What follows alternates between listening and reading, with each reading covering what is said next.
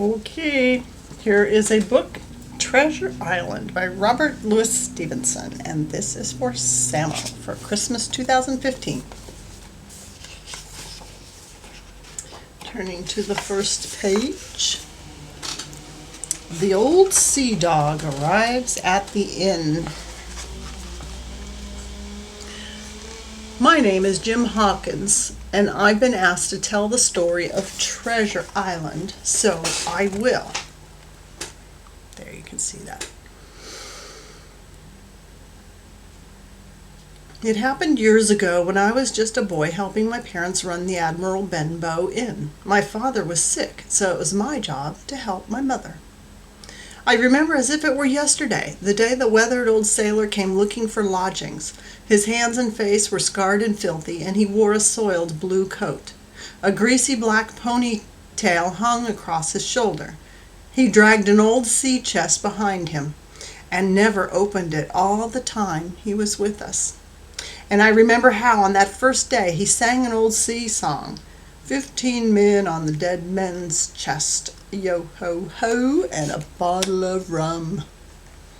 The sailor's name was Billy Bones. He drank a great deal of rum, often disturbing other guests with his loud drunken singing and grisly tales.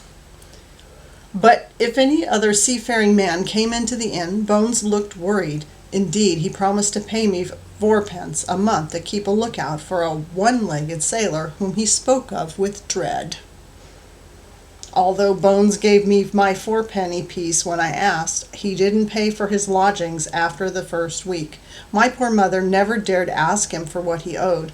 Only Dr. Livesey, who came to look after my father, stood up to Billy Bones.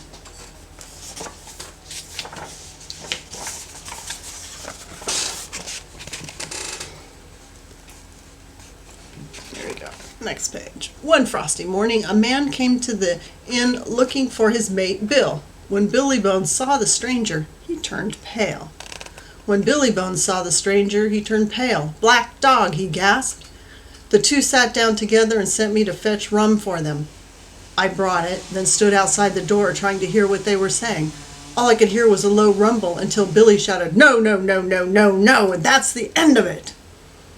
There was a crash of tables and chairs falling over, followed by the clash of steel. Black Dog ran out, blood pouring from his shoulder, followed by Billy Bones. Both men had their cutlasses drawn. When Billy came back, he was unsteady on his feet. "I must get away from here," he cried. Then he collapsed. Mother and I sent for Dr. Livesey, who said Billy had suffered a stroke. "He must rest," said the doctor, "and there should be no strong drink for him. It could bring on another stroke, which would kill him." All three of us battled to get him to bed. Billy was soon awake and clamoring for rum. I told him what the doctor had said, but he didn't care. When I brought the rum to him, he said, "I can tell you this, Jim, because you're the only one I can trust." He told me he had been first mate for a pirate called Captain Flint, who had given him a treasure map before he died. Billy kept the map in his old sea chest. Now his shipmates were after it.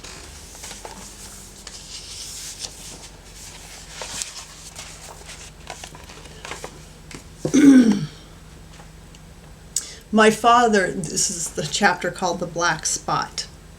My father died the next night, so I forgot about Billy Bones' troubles, though Mother and I made sure we gave him regular doses of the medicine Dr. Livesey had left for him. Despite the medicine, he seemed to get weaker each day, and he still drank vast amounts of rum. The day after my father's funeral, a blind man with a cane and a green shade over his eyes hobbled up to the inn. He asked to be taken to Billy Bones, who was sitting in the parlor in a drunken stupor. Here's a friend for you, Billy," I said, leading the blind man toward him. Billy raised his head, and with one look, his drunkenness vanished, leaving him sober but too weak even to stand. "Blind Pew," he whispered. "Boy," said Blind Pew to me, "take his left hand by the wrist and bring it near to my right." I did as he asked, and saw him pass something from his hand to Billy's. "Now that's done," he said, then turned and left. I could hear the tap, tap, tap of his cane as he walked quickly down the street. As soon as he was gone, Billy looked at the paper Blind Pew had given him. "The black spot," he cried in fear. "It's a warning, Jim. It means my old shipmates are coming to get me. They'll be here by 10 o'clock. Once again he tried to stand, but his body reeled and he toppled over, falling flat on the floor. I knew at once that he was dead.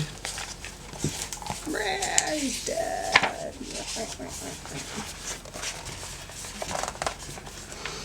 I lost no time in telling my mother what I knew about Billy Bones and his sea chest.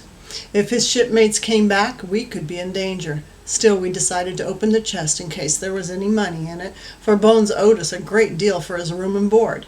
The chest was full of tobacco, trinkets, and papers wrapped in oilskin, and a canvas bag filled with coins. We were counting the money when we heard the tap, tap, tap of a cane outside the window, and footsteps close behind. Blind Pew had returned with more pirates. Mother grabbed the sack of coins. I took the papers and we fled. We managed to find a hiding place close by from where we could see the pirates breaking into the inn.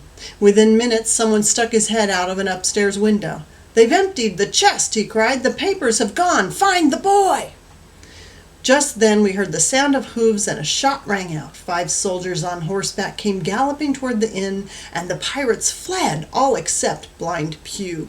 Bewildered, he stumbled right into the soldiers' path and was trampled by their horses.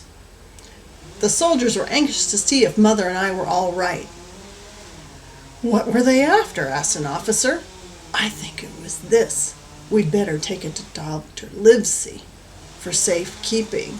And she showed them the packet of papers.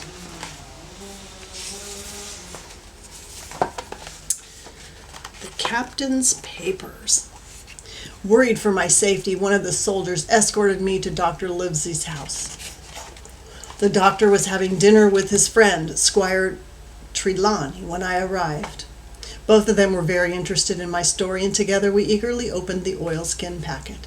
Inside they found a notebook which had lists of dates, ships, names, places, and sums of money. "It's the rogue's account book!" cried Squire Trelawney's, rifling through the pages. "These are all the ships they raided, the amounts they stole, and where they buried the treasure. There must be a map as well." And indeed there was.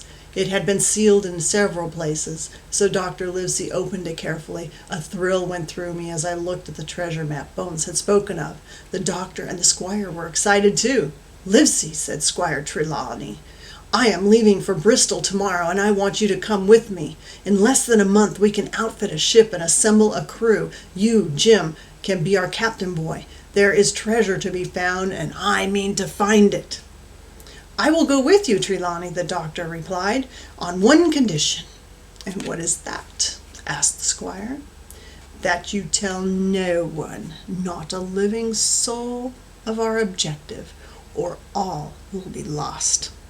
"Livesey," said the squire solemnly, "I shall be as silent as the grave."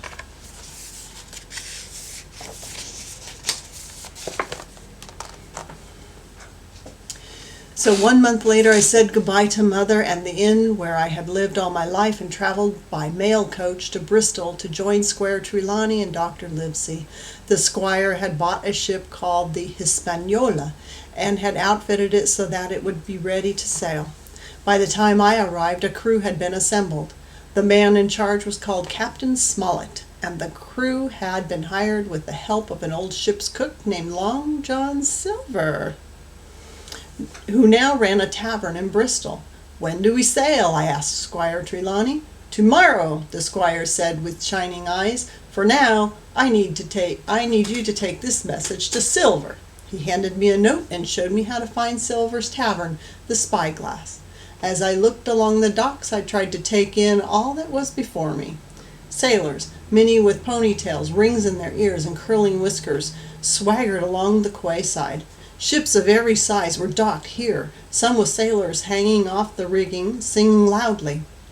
Although I had lived by the shore all my life, I felt that I had never really been near the ocean until now. I was about to sail off to an unknown island in search of buried treasure. I could barely contain my excitement. The Spyglass Tavern had neat red drapes and a newly painted sign. I peered through the window and saw the customers were nearly all seafaring men. I was almost afraid to enter, but enter I did, and I asked for the landlord.